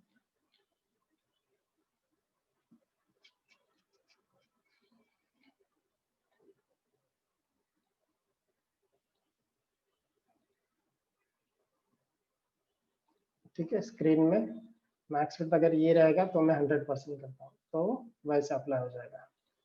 तो अभी देखो ये नॉर्मल ऐसी, हाँ इसकी विड्थ है, और मैं इसको छोटा कर दूंगा 600 से नीचे, तो उसकी वो विड्थ उसके 100%। तो रिस्पॉन्सिव में जब भी हम चेंजेस करेंगे, मतलब मोबाइल डिवाइस के हिसाब से, मतलब उस छोटे विड्थ के हिसाब से, तो वैसे चेंजेस सर करेंगे। बटन और लिंक को करिए सर मैनेज। जो अपन ठीक है, स्क्रीन को छोटा करें तो बटन और वो लिंक नीचे आ जाए सर। तो एक काम कर देते हैं, बटन को, इसको अगर विड्थ कर देंगे 100%, तो विड्थ 100% हो जाएगी।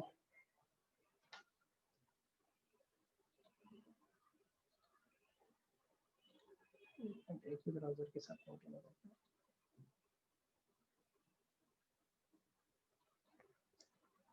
Control F5।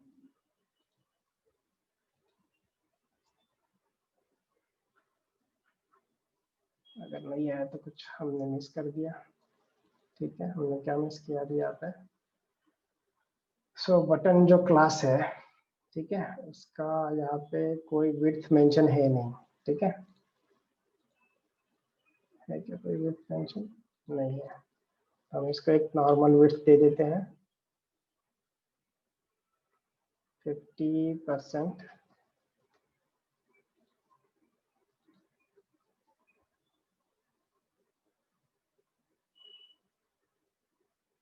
नहीं, कुछ और थोड़ा ट्राई करते हैं। एक जो लिंक्स वाला है ना, उसके लिए कुछ और ट्राई करते हैं। मैं 2-3 लिंक डाल देता हूँ। अच्छा, स्लैश ऊपर लिंक, लिंक टू लिंक 3, 1 2 3। ठीक है, और इसका क्लास हम लिंक करके डाल देता हूँ मैं, लिंक लिंक लिंक। ठीक है, अब जो लिंक वाली है style dot C S S में, हम डॉट लिंक को यहाँ पे हम करते हैं डिस्प्ले ब्लॉक, और इसको फ्लोट लेफ्ट करते हैं। ठीक है, अब ये ऐसा लिंक का कैसे दिख रहा है, ऐसे दिख रहा है। एक minute,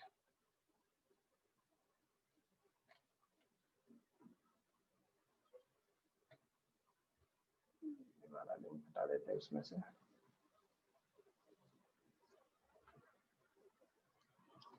style equal to clear, post कर देता हूँ मैं यहाँ पे। ठीक है, ऊपर मैंने उस लिंक को display block fourth left,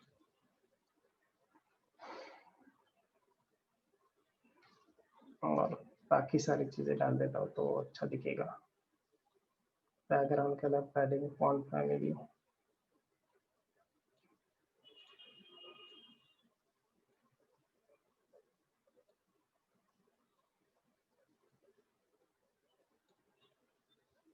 colour भी डाल देता हूँ।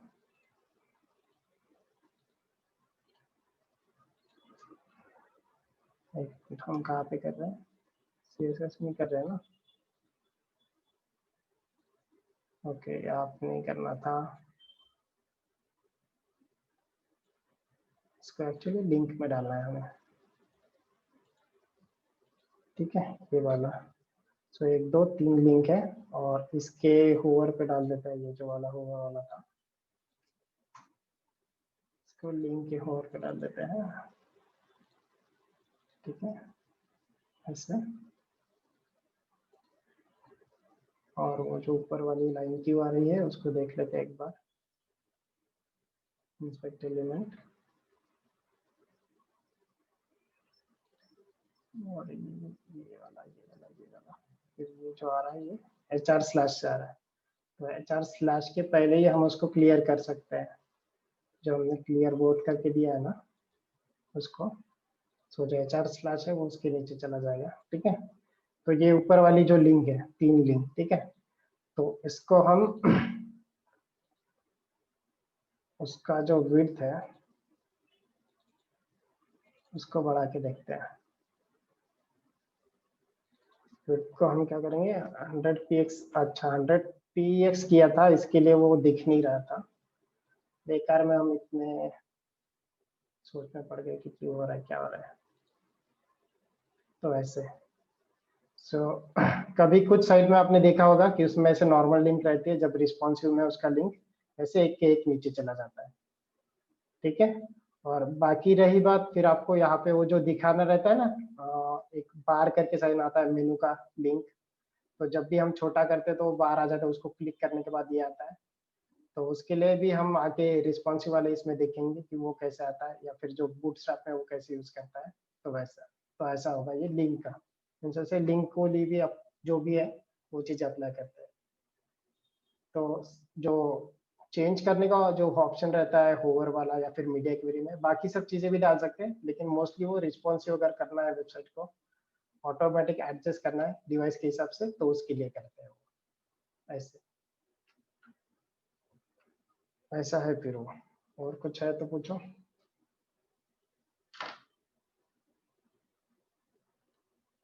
समझ आ गया नहीं? और भी बाकी देखो, अभी CSS के में बहुत सारी चीजें हैं, तो आप यहाँ पे जाके वो एक एक चीजें से सिंटैक्स वगैरह देख सकते हो, फिर लाइव में हम जैसे जैसे यूज कर गए तो मैं आपको बता दूंगा वो। वैसा है, ये अब तक सबको क्लियर हो गया अब तक जितना हमने किया हो? Yes sir. Yes sir. ठीक है, थोड़ा अभी हम और एक चीज है, आपने SAS करके सुना होगा? यस SAS सर, करके सुना है सुना है सर। आपने? हाँ हाँ हाँ सर, सर। सुना है। वो थोड़ा एडवांस होता है वो, हाँ, वेरिएबल। एडवांस होता है ना। हाँ सर, वेरिएबल वो सब यूज कर सकते हैं उसमें। तो वो मैं आपको बता दूं, थोड़ा आइडिया दे दूं वो कैसे होता है क्या होता है, ओके सर। वो भी काम आ जाएगा। Yes sir. ठीक है, क्योंकि ये सिंटैक्स वगैरह क्या है ना, ये सिंटैक्स आपको यहाँ पे बहुत ढेर सारे मिल जाएंगे, हर जगह पे मिल जाएंगे, लेकिन उसको यूज कैसे करना है वो मैं बताऊंगा आपको। SAS अभी आपने बोला एडवांस है वगैरह, लेकिन अगर मैं आपको यूज करना बता दूंगा ना 5 मिनट में, आप बोलोगे यार ये है क्या, मतलब इतना कुछ भी तो नहीं था इसमें, मतलब एडवांस जैसा नॉर्मल ही था। ठीक है, तब हम यहाँ पे एक नया फोल्डर बनाते हैं SAS करके, एडवांस है वो बेसिकली। हम अभी क्या कर रहे हैं अगर सपोज हम ऊपर एक कलर लिख रहे हैं, एक प्राइमरी कलर जहाँ जहाँ पे हम यूज करना है, तो हम क्या करेंगे, ये वाला कलर बैकग्राउंड कलर जहाँ जहाँ पे हमें ये बैकग्राउंड कलर यूज करना है वो वहाँ पे वैसे कलर डालते जाएंगे। तो SAS में हम एक फाइल लिखेंगे, सपोज मैं यहाँ पे लिखता हूँ style.sc, यही रहता है ना, ठीक है। तो style.scss करके मैंने ये लिखा। अब SAS पे जो भी हम CSS बनाएंगे उसको अलग से कुछ है नहीं, मतलब आपकी वो जो CSS रहती है वही CSS है। ठीक है, अब उसको ऐसे मान लो बॉडी में मैं कुछ टैग डाल रहा हूँ, इसमें मैं कलर डाल रहा हूँ या फिर इसका बैकग्राउंड कलर डाल रहा हूँ, #3b करके। ठीक है, अब इसको और सेम कलर बॉडी, फिर मैं P टैग लिख रहा हूँ, P टैग के लिए कलर में डाल रहा हूँ #FFF, फिर मैं सेम चीज इसके लिए करूँगा A के लिए, तो यहाँ पे A, मतलब जो हमने यहाँ पे CSS लिखी थी ना, ठीक है, वैसे ही हम यहाँ पे भी लिखेंगे। वहाँ पे चेंज कहाँ पे आएगा, अगर हमें कुछ कॉमन वेरिएबल लिखना है, सपोज मैं लिखता हूँ, फिर उसके लिए डॉलर हम लिखेंगे और उसमें हम कलर दे सकते हैं। तो यहाँ पे मैं अगर BG कलर डाल देता हूँ, ठीक है, और हैश करके यहाँ पे उस कलर को एक ही बार मेंशन कर दूंगा, जो हम कलर यहाँ पे यूज करेंगे ना वो वाला। ठीक है, तो जहाँ पे भी हमें ये BG कलर यूज करना रहेगा, हम क्या करेंगे, इसको ये BG कलर यहाँ पे डाल देंगे। ठीक है, ये अपना SAS का सिंटैक्स हो गया। सपोज मुझे इसी को div में डालना है, यही सेम बीजी कलर को, तो मैं क्या करूंगा, यहाँ पे डाल दूंगा। सो मैंने आपको जब भी वो सिखाया था तब मैंने कलर पैलेट दिखाया था आपको, वहाँ पे हम 4-5 कलर हमने डिसाइड कर देते हैं और उसी हिसाब से हम बैकग्राउंड कलर वगैरह एक थीम के साथ चलते हैं। तो हम जो 4-5 कलर रहेंगे ना वो ऊपर लिख देंगे, बीजी कलर हो गया या फिर जो अपना प्राइमरी कलर है वो वाला। तो एक जगह पे मेंशन कर देंगे और जहाँ पे भी हमें यूज होगे, क्योंकि बहुत बड़ी CSS होगी, जितना बड़ा हमारा कोड रहेगा, जितनी बड़ी साइट होगी, तो उसके हिसाब से फिर उसको यूज करके हम ये ऐसा अपना पूरा SAS का कोड लिखेंगे। फिर इसको एक्चुअली क्या रहता है, ये वाला तो हम CSS के लिए यूज नहीं कर सकते, तो इस जो फाइल है हमें इसको कंपाइल करना पड़ेगा। ठीक है, और उसको जो नॉर्मल अपना जो नॉर्मल CSS रहते हैं उसमें कन्वर्ट करना पड़ेगा। उसके लिए फिर हम क्या करें, हमारे पास 2-3 ऑप्शन है। हम जो कंपाइलर रहते हैं SAS की, उनको डाउनलोड कर सकते हैं।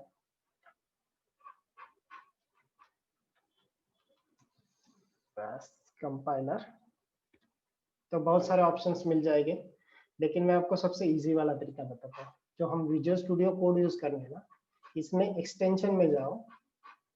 ठीक है, यहाँ पे SAS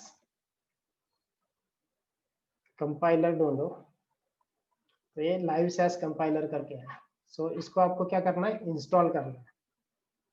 ठीक है, जैसे आप ये लाइव SAS कंपाइलर को, मेरे इसमें ऑलरेडी इंस्टॉल है, अगर आप इसको इंस्टॉल कर दोगे ना तो ये आपके इस सिस्टम में आ जाएगा।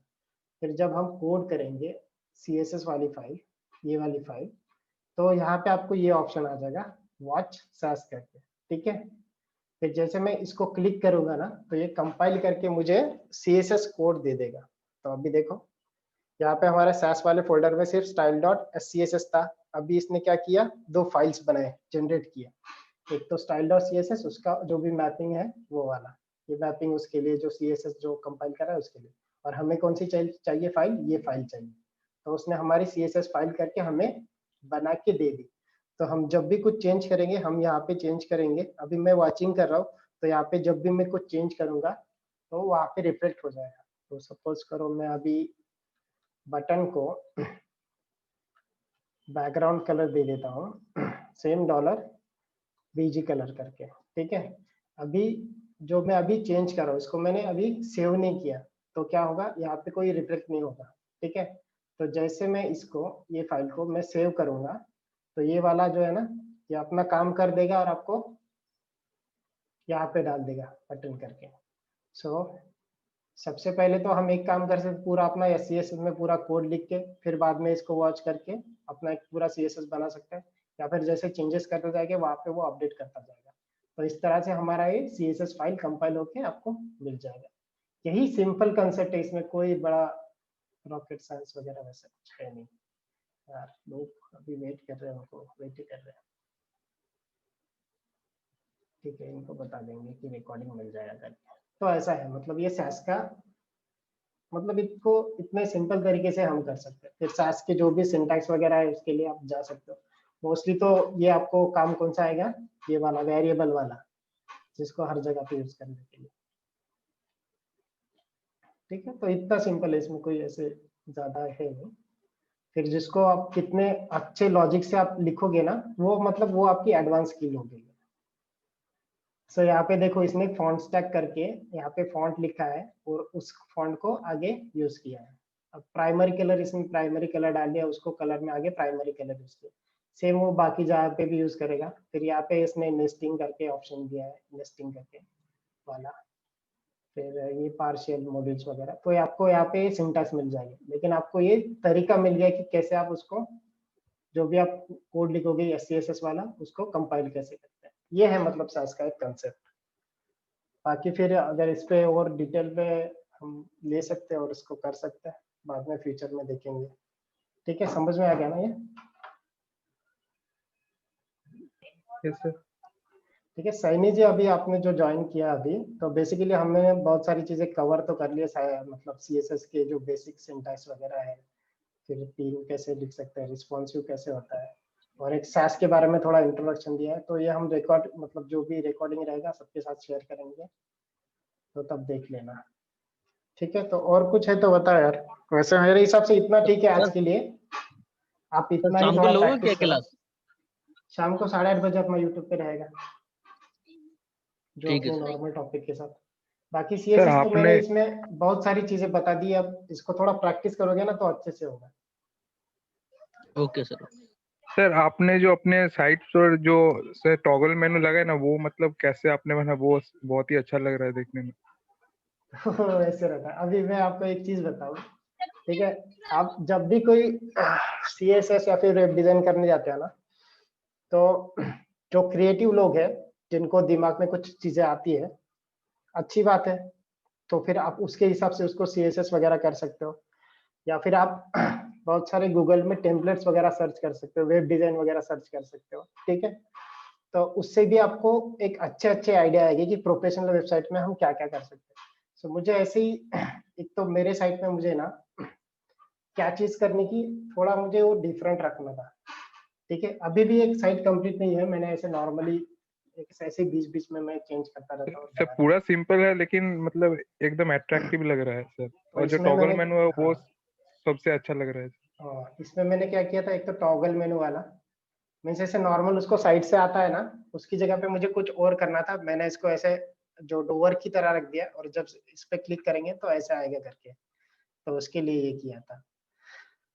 और बाकी रिस्पॉन्सिव के लिए मैंने क्या किया था, फिर उसको ऐसे पार्ट्स में डिवाइड कर दिया, बेसिकली 2 पार्ट्स में डिवाइड कर दिया। सो बाकी की इसमें कैसे रहता है, हेडर ऊपर रहता है, फिर बीच में कंटेंट रहता है, फुटर रहता है। मैंने जो अपना हेडर है ना उसको एक साइड में रख दिया, ठीक है, और फिर एक मेन कंटेंट को यहाँ पे और फुटर को यहाँ पे राइट में रख दिया। तो इसी को एक बार देख लेते हैं, थोड़ा एनालाइज करते सर हैं तो कोड सर आपने इधर फ्लोट यूज किया है क्या, मतलब हेडर को साइड करने के लिए? को। विड्थ करके यूज किया, मतलब उसको फ्लोट ही है, विद को लेकिन उसका हाँ विड्थ मेंशन किया, फ्लोट ही है। ठीक है, हाँ एक बार उसका ठीक है। स्टाइल देख लेते हैं, मैं आपको स्टाइल दिखा देता हूँ कैसे। तो ऐसे भी आप देख के भी आपको ऐसे आइडिया आ जाता था। तो मैंने क्या किया इसमें, बॉडी को मार्जिन ऑटो वगैरह ये किया है। ठीक है, और यार ये हाइट हो जाए भाई, इसको हाइट फ्लोटिंग में करता है। सर कौन सा कोडिंग स्टूडियो से किया सर? ये वाला जो मैं किया था ना, ये तो मैंने नोटपैड प्लस प्लस में किया था। मीन्स तब जब मैं कर रहा था ना, तब नोटपैड प्लस प्लस पे कर रहा था। मैंने शुरुआत जो की ना, वो कहाँ से की आपको बता देता हूँ। मैं सबसे पहले जो यूज करता था ना, वो ये वाला टेक्स्ट एडिटर था, ये वाला। सबसे पहले शुरुआत जब मैंने अच्छा 2010 में अच्छा शुरुआत सर। की थी ना, तो तो इसमें मैं, मैनुअली सारा कुछ हम्म टाइप करना। हाँ ठीक है, आप मेरे जो साइट है ना उसमें देखोगे, मैंने कुछ ऐसे वहाँ पे लिखा है वीडियोज में। ठीक है, यहाँ पे मैंने देखा ये बताया क्रिएट एचटीएमएल पेज ट्यूटोरियल वगैरह करके। तो यहाँ पे देखो मैंने नोटपैड यूज किया है। ये 7 साल पहले की बात है, जब मैं ऐसे ट्यूटोरियल देने के लिए सोच रहा था, तब मैं नोटपैड यूज कर रहा था। इससे आप आइडिया लगा सकते हो, तब मैं नोटपैड में काम करता। फिर मैंने नोटपैड प्लस प्लस में काम करना शुरू कर दिया। अब विजुअल स्टूडियो कोड आ गया तो मैं उसमें काम करता हूँ। तो अब इस साइड पे आते हैं, इसको थोड़ा दिखाते हैं इसमें हमने कैसे क्या यूज किया। ठीक है, तो इंस्पेक्ट एलिमेंट करते हैं। तो जब भी आप किसी साइट को देखो ना, इंस्पेक्ट एलिमेंट करके बहुत सारे आइडिया आ जाएंगे आपको। तो एक लिंक है टॉगल नाउ करके, ठीक है। फिर ये नेविगेशन, वो जो पीछे है ना, वो अभी दिख नहीं रहा है, वो है। फिर ये हेडर करके है, ये वाला हेडर। तो इसको मैंने हाइट दिया है 100%, ठीक है। और इसका पोजीशन लिखा है फिक्स्ड, ठीक है। ये वाला हमने कवर नहीं किया, अच्छा हुआ ये। सो पेज पोजीशन क्या क्या रख सकते हैं, एक तो फिक्स रहेगा, या फिर अब्सोल्यूट रहेगा, या फिर रिलेटिव रहेगा। ठीक है, फिक्स्ड क्या रहता है, बेसिकली अपना जो बॉडी है ना, उसमें जो ये पोजीशन है इस पर्टिकुलर डिव का, ये जो हेडर वाला नाम वगैरह ये है ना, ये उसका फिक्स्ड है। तो अगर ये चेंज होता है, मैं अगर स्क्रॉल भी करता हूँ ना, तो वो चेंज नहीं होगा, वो फिक्स्ड ही रहेगा। ठीक है, वो वाला है। अगर नॉर्मल रिलेटिव उसमें डाल देता था स्टैटिक वगैरह, तो जब मैं स्क्रॉल करता तो ऊपर चला जाता था। और एब्सोल्यूट करता था तो वो जो पर्टिकुलर ड्यू रहता है उसके हिसाब से वो फिक्स रहता था, मतलब ऊपर भी जाता था, लेकिन वो जो उसके रिलेटिव जो ऊपर पैरेंट ड्यू रहेगी उसके हिसाब से। और फिर उसको विड्थ दे दिया मैंने 30%। अगर मैं यहाँ से विड्थ हटा दूँ ना, ये वाला कंटेंट की विड्थ, तो कंटेंट हट रहा है। और फिर क्या चीज़ डाली है मैंने, फिर लोगों के लिए भी मैंने बाकी सब चीज़ें डाली है। फिर लोगो वगैरह तो उसमें आ रहा है। तो हेडर को मैंने 30% विड्थ दिया है, और जो कंटेंट है इसको विड्थ दिया है मैंने 70%। ठीक है, जो ये वाला, ये जो कंटेंट करके है और ये जो फूटर है यहाँ पे, ये फूटर को भी और कंटेंट को दोनों के मैंने लेफ्ट में 30% डाला है, और उसका विड्थ, ये देखो अभी लेफ्ट में जो इसका पोजीशन था ना, वो मैंने अगर हटा दिया तो पूरा लेफ्ट में चला गया। तो लेफ्ट वाली जो पोजीशन है वो है 30%, और उसका जो विड्थ है 70%। सो बेसिकली मैंने दो पार्ट्स में डिवाइड कर दिया अपने साइड को। एक तो यहाँ पे जो हेडर है उसको 30% में डाल दिया, और बाकी जो कंटेंट है उसको 70% में डाल दिया। ठीक है, सर बूटस्ट्रैप का भी यूज किया था क्या इसमें? इसमें बूटस्ट्रैप का मैंने अभी बाद में यूज किया है। एक तो ये नॉर्मल मेरा कस्टम CSS है, और यहाँ पे फिर मैंने जो फॉन्ट्स वगैरह है उसमें जो बूटस्ट्रैप के स्टाइल यूज करना है ना, उसके लिए मैंने बूटस्ट्रैप यूज किया। वो भी अगर आपको देखना है तो व्यू पेज सोर्स करो, यहाँ पे आपको देखने को मिलेगा। यहाँ पे देखो, ये देखो बूटस्ट्रैप करके स्टाइल, ये CSS डिलीवर बूटस्ट्रैप वाली स्टाइल मैंने यूज की, जो 5.0 करके बीटा है ना, वो वाली। ठीक है, तो बूटस्ट्रैप भी अपने इसमें है। सो बूटस्ट्रैप के क्लासेस भी मैं अगर इसमें डालूंगा, ये जो बटन वाला क्लास है ना, ये बूटस्ट्रैप वाला क्लास है। ठीक है, तो मैंने यहाँ पे ये 30 किया, यहाँ पे ये 70 किया, जब वो मीडिया कैरी मैंने डाला है इसमें। ठीक है, यहाँ पे देखो बहुत छोटी छोटी, ज्यादा मैंने चेंज नहीं किया। अभी लोगों की स्टाइल वगैरह बहुत रहती है, मेरा सिंपल है, उसमें कुछ ज्यादा नहीं। तो यहाँ पे मैंने हेडर और नेविगेशन को भी 100% कर दिया। जब वो डिवाइस में छोटा होता है ना, छोटे डिवाइस के लिए, तो छोटे डिवाइस के लिए 30 और 70 वाला परसेंट हट जाएगा और 100% आ जाएगा। और इसके क्लिक पे यहाँ पे जो हो रहा है ना, तो अब इसका देखते हैं ये कौन सा हम यूज करें। ए करके जो टॉगल नाउ करके है ना, तो जब ये क्लिक करें ना ए को, हमने टॉगल नाउ करके एक फंक्शन कॉल किया। अब ये फंक्शन कहाँ पे है, हम एक बार ये देख लेते हैं, तो आपको पता चल जाएगा कि ये एग्जैक्टली मैंने कैसे किया। कंट्रोल F करके टॉगल नाउ वाला फंक्शन देख लेते हैं। सो ये वाला है। ठीक है, तो टॉगल नाउ पे मैं क्या कर रहा हूँ सर ये करके बताना सर, एक क्या कह रहा है सर? हाँ मैं करके एक पेज दिखा में दूंगा करके वैसे। बताना सर, एक पेज बनाना है इसका। ठीक है, वैसे यहाँ पे तो आपको दिख ही जाएगा। सो बेसिकली मैं टॉगल नाउ जो फंक्शन है ना, इसमें मैं चेक कर रहा हूँ कि ऑलरेडी उस जो ड्यू है जो बाहर इसके, उसकी डिग्री क्या है। ठीक है, तो मैंने यहाँ पे वेरिएबल में डिग्री मेंशन किया। अगर उसकी 90 डिग्री है तो उसको मुझे 0 करना है, अगर 0 है तो उसकी 90 करना है। और उसके हिसाब से उसको मैंने स्टाइल करके उसको ट्रांसफॉर्म कर दिया और उसको रोटेट कर दिया। ये जो JS जावास्क्रिप्ट वाला फंक्शन है उसको रोटेट कर दिया उस डिग्री के, या तो 0 से या फिर 90 से। यहाँ पे फिर मैं टॉगल करके उसको 0 कर दिया, या फिर 90 डिग्री से उसको रोटेट कर दिया, वो वाली चीज है। सो बाय डिफॉल्ट ये वाला 0 है वैसे, और जब ये क्लिक करूंगा तो ये 90 हो जाएगा। सो बाय डिफॉल्ट मैंने उसको 90 रखा है। तो उस टॉगल करके मैं उसका स्टाइल वगैरह चेंज कर रहा हूँ। तो जावास्क्रिप्ट से स्टाइल वगैरह कैसे चेंज करते हैं वो भी हम देखेंगे आगे जाके। और बाकी यहाँ से आप देख ही सकते हो कैसा है क्या है। फिर उसका CSS में देखोगे, CSS में मैंने ट्रांसफॉर्म करके जो भी चीज लिखी होगी उसके लिए, टॉगल नाउ के लिए जो नेविगेशन है, ये देखो यहाँ पे मैंने ट्रांसफॉर्म करके डाल दिया। जो नेविगेशन है ना ये, तो जब वो ट्रांसफॉर्म होगा, चेंज होगा ना, तो रोटेट 90 डिग्री, तो उसके लिए जो ट्रांजिशन है 0.8 सेकंड करके डाला, तो वो वाला। तो इसके लिए भी आप और ज्यादा डिटेल में जानना चाहते हो तो W3 स्कूल्स में सब कुछ पढ़ा है, CSS ट्रांजिशंस या फिर ट्रांसफॉर्म, ये वाली चीजें। तो ये आप ज्यादा देख सकते हैं इसमें। इसमें ये क्या कर रहा है, मैट्रिक्स कर रहा है, ट्रांसलेट कर रहा है, स्केल कर रहा है। तो यहाँ पे भी आपको बहुत सारे कोड मिल जाएंगे। ठीक है, तो जिससे आप ऐसे चेंज कर सकते हो। वैसा है, मतलब इसमें जितना जाएगा ना उतनी बहुत सारी चीजें हैं। और बाकी सिंटैक्स आपको जहाँ पे भी जैसे भी मिलेगा, और जो हमारा एग्जाम्पल रहेगा प्रैक्टिकल के हिसाब से, तो उसके हिसाब से हम इसको चेंज कर सकते हैं। तो ये वाला एक काम करेंगे, ये वाला एग्जाम्पल भी अपने साइट में ले लेंगे जो हम साइट बना रहे हैं, तो वो बता देंगे। मतलब वो थोड़ा डिटेल में जाना पड़ेगा, उसको हर एक चीज़ आपको बताना पड़ेगा, समझाना पड़ेगा वैसा, कि जावास्क्रिप्ट से हम कैसे कॉल करेंगे और कैसे सीएसएस को चेंज करेंगे। सो अभी जितना बताया वो नॉर्मल वाला, इतना तो प्रैक्टिस कर लो, जो भी है जितना भी है, ठीक है। सर शाम को क्लास किस पे लोगे सर, यूट्यूब पे कि जूम पर? यूट्यूब पे लेंगे। अभी इसको मैं देखता हूँ इसका रिकॉर्डिंग वगैरह कैसे होता है, क्या होता है, मतलब इतना सही जाता है रिकॉर्डिंग तो तो जूम चल रहा पे है भी सर, ले सकते वो हैं। हो रहा है हाँ रिकॉर्डिंग रिकॉर्डिंग का। तो चल रहा है, एक बार देख लेंगे। फिर उसको कितना टाइम लगता है, मुझे थोड़ा एडिट वगैरह करना पड़ेगा, क्योंकि ये सब चीजें अपन नहीं क्या आती थोड़ा ना। अब बात है सर यूट्यूब पर, क्या बोल रहे हो?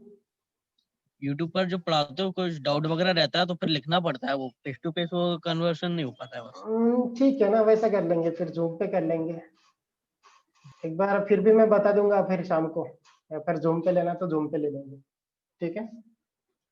आप बताओ, अगर आप सब लोगों को जूम पे चाहिए तो जूम पे ले लेंगे, कोई दिक्कत नहीं। मुझे जूम क्या, पे जूम सही पे है या सर। यूट्यूब पे, ठीक है, फिर जूम बस पे सही है ले सर, लेंगे उतने वैसे ही लोग करेंगे। आते हैं सर, 8-9 लोग आते हैं सर, ज्यादा लोग आ नहीं रहे हैं। हम्म। तो यूट्यूब पे कौन देखेगा आपने? यूट्यूब पे आप बाद में डाल देना सर, डालना हो तो। ठीक है, बाद सर में बाद आप में लोग डाल ही दो। देख लेना, बाद में आप लोग हाँ देख हाँ लेना, थोड़ा व्यूज बढ़ा देना उसका, लाइक वगैरह कर देना, हाँ सर, बहुत जरूर कर दूंगा सर। ठीक है। ओके। चलो फिर अब सर अपने इसका जो जैसे भी है जितना भी है प्रैक्टिस कर लेना। हाँ बोलो। सर मैं कह रहा हूँ अपने जैसे बनाना सिखाओ ना सर वेबसाइट। ये ऐसा वाला, यस सर, सर हाँ जी बेसिक सर। तो आता है सर, क्या कह रहे हैं सर? तो वही बेसिक तो बताएंगे ना। आता है, थोड़ा एडवांस लेवल पे जाना है सर। तो एडवांस मैंने आज एक आपको सैस का बताया, सैस को कैसे यूज करना है। आप प्रैक्टिस करना, आप पे डिपेंड करता है कि आप उसको कैसे बस प्रैक्टिस हो नहीं जाता है। सर, वो साइड में एडवांस जाना, थोड़ा वो अलग लुक बाकी वगैरह हो साइट वो में सीखना लूप है सर। वगैरह के लिए हम अलग अलग टेम्पलेट्स उठाएंगे। एक बार एक पूरा कंप्लीट करते हैं, और जो अपना जो साइट हम कर रहे हैं, जो डेवलपमेंट वाला, उसको भी हाँ थोड़ा और चेंज करेंगे, क्योंकि ये वाला तो नहीं रहेगा, क्योंकि ऐसे साइट थोड़ी ना होता है कोई। तो इसको अभी अभी ये आपको लुक दिख रहा है, लेकिन जैसे जैसे हम आगे बढ़ेंगे ना, इसका लुक वगैरह चेंज होगा, इसको रिस्पॉन्सिव करेंगे हम, वो सारी चीजें होगी इस पे। तो जो भी हम एडवांस चीजें रहेगी ना, ये इसमें डाल देंगे, ठीक है। सर, फिर कुछ इसके चीजें बाद फाइल वगैरह सेंड कर देना सर, स्टार्टिंग की फाइल नहीं है मेरे पास सर। हाँ, ये अपने इस पे है ना, गिट पे कोड है ना सब कुछ, गिटहब गिट पे सर वाले वो लिंक पे। पहली वाली। तो देखो, अब जब मैं गिट का बताऊंगा ना आपको, तो उसके बारे में भी बताऊंगा आपको कि कैसे रहता है गिट, हम क्यों यूज करते हैं गिट। बेसिकली वर्जन कंट्रोल वगैरह के लिए है, तो हम पुराने जगह पे भी जा सकते हैं। तो अभी मैं यहाँ पे कमिट्स कहाँ पे इसका, यहाँ पे कमिट्स नहीं दिखता क्या? सर जार फाइल बना के आप ये वो कर देना सर, ग्रोवी पे डाल देना सर, आप सारी फाइल वगैरह जार जितनी भी नहीं, बनी जार है। एक काम करूंगा, मैं जिप करके दे दिया करूंगा फिर डेली, आपको ऐसा चाहिए तो डेली चाहिए, हाँ हाँ हाँ, ठीक है। वो इजी जिप रहेगा करके फिर। अभी तक जितनी भी फाइल है उतनी भी फाइल वो कर देना, क्यों मैं फिर वो कर लूंगा ठीक है, मैं लैपटॉप में। डेली जिप में भेज दिया करूंगा, फिर वैसा है। बाकी वैसे गिट पे तो कोड है, तो उसमें बैक जाके भी वो चेंज कर सकते हैं, बट मैं आपको वो दिखा दूंगा बाद में, जब गिट पे काम कॉल करेंगे, गिट पे लेक्चर रहेगा उस पे। क्योंकि जो लाइव कंपनी वगैरह रहती है ना, वहाँ पे गिट वर्जन कंट्रोल वगैरह यूज होता है, तो वो भी आपको आइडिया होना चाहिए, ठीक है। तो उसमें बता दूंगा। तो अभी के लिए मैं जिप करके दे दिया करूंगा, कोई दिक्कत नहीं। तो वैसा है। और कोई क्वेश्चन है तो ऐसा पूछ लो, नहीं तो फिर अभी इसको खत्म करते हैं, ठीक है। आज के लिए मतलब बहुत कुछ चीजें बता दी मैंने, सीएसएस का, थोड़ा सा इसका, और मीडिया क्वेरी वगैरह। थोड़ा आप प्रैक्टिस करो, सिंटैक्स वगैरह आपको हर जगह पे मिल जाएंगे। और ऐसे ही जैसे जब सिंटैक्स वगैरह बताऊंगा तो इसका कोई मतलब नहीं बनता, प्रैक्टिकल में हम जब यूज करेंगे तो अच्छा रहेगा जितना भी है, ठीक है। ठीक है सर। चलो फिर मिलते हैं फिर बाद में शाम में, मैं बताता हूँ आपको जूम पे लेंगे या यूट्यूब पे करेंगे, ठीक है। ठीक है सर, ओके ठीक है। Okay sir, thank you sir. चलो फिर, थैंक यू ज्वाइन करने के लिए। Okay sir, thank you. Stop share करता हूँ, चलो फिर बाय, मिलते हैं।